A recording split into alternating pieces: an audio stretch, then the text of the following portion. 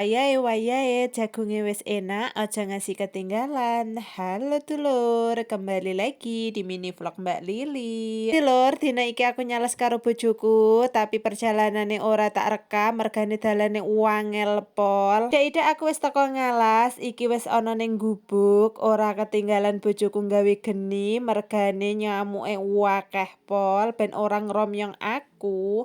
Dadi yang bojoku digawekne geni, ben modok wedi ngono lho. Iki mau ki sadurunge tekan ngalas, mampir sik ning warung, ya tumbas gorengan karo dawet. Ngombe dawet ning gubuk karo nyawang jagung ngene iki lak ya swahdu tenan, apa meneh dikancani karo bojoku. Iki ndelalah bojoku ya pas mulih terus tak kon ngeterke nyalas, nek nyalas rene iki nek ora enek kancane aku ki ya modok kepiye ngono, isin ngono lho nek kur dhewe iki. Kembali ke tujuan utama, nyalaske mergane ya mung arep amek jagung, dadi langsung wae gek satset amek jagung sing akeh ben numbani ya tanggane ngono lho nek wis panen jagung.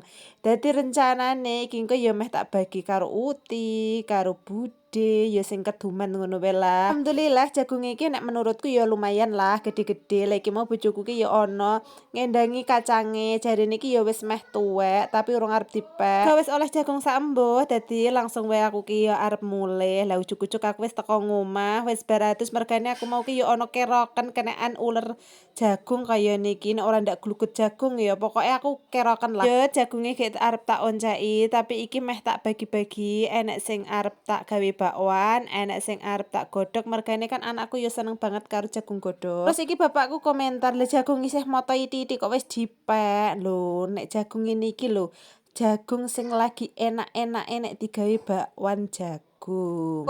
Nek wis sak dhuwure iki lak ya ora enak to nek digawe bakwan jagung ki. Dadi nek pas ngene iki ki sedengan-sedengane. Yo jagunge wis disisir, langsung wae arep tak chopper. Dadi ngalusne iki aku males nek arek ngulek, dadi tak chopper wae men kendang cepet. Ento ora ngasih 5 menit jagunge wis alus, langsung wae digawekne bumbu. Bumbune ya mau nganggo brambang bawang karo mrica, wis ngono tok wae, ya wis padha nek gawe bakwan ngono kae. Nek wis diulek, lembut kayak dicampurne, ditambah endoke siji wae, ditambah tepung terigu, diaduk-aduk.